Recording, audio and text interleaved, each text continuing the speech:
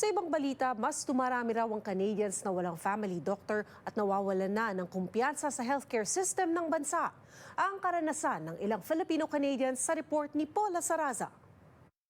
There was a time na almost 1 month, actually back and forth ako nagpupunta sa walk-in clinic, no?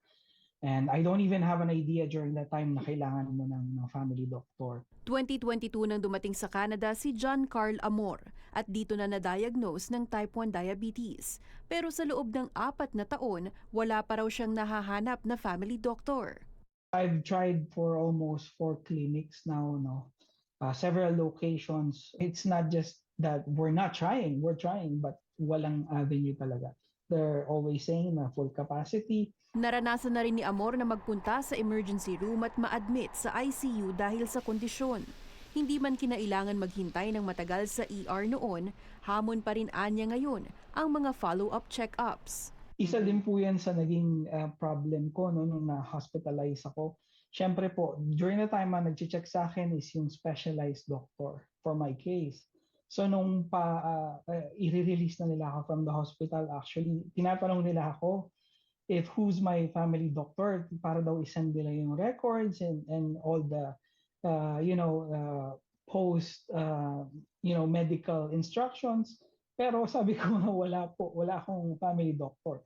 Sa datos ng Angus Reid Institute mula 2015 hanggang 2025, nasa 80% ng Canadians ang wala at sumuko na sa paghahanap ng family doctor. Natukoy din sa poll na nasa 70% ang naniniwalang mas lumala ang kalidad ng healthcare sa kani-kanilang mga probinsya. As a resident from Quebec, I can feel na yung health namin ay hindi prioritized ng gobyerno.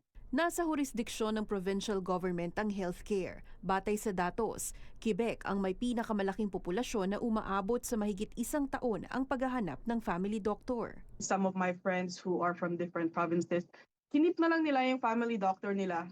Kuwari kung taga-Ontario sila, then they would just travel na lang sila ng Toronto para ma-meet nila yung physician nila, get prescription, and then go back kasi dito sila nag-i-school. Ayon kay Veronica Bertiz, asahang mas magiging hamon ng healthcare sa publiko, pati na sa mismong mga doktor, dahil sa mga panukalang batas sa Quebec, gaya ng Bill 83, kung saan gagawing requirement sa mga bagong doktor ang magtrabaho ng 5 taon sa public institutions pagkatapos ng kanilang pag-aaral.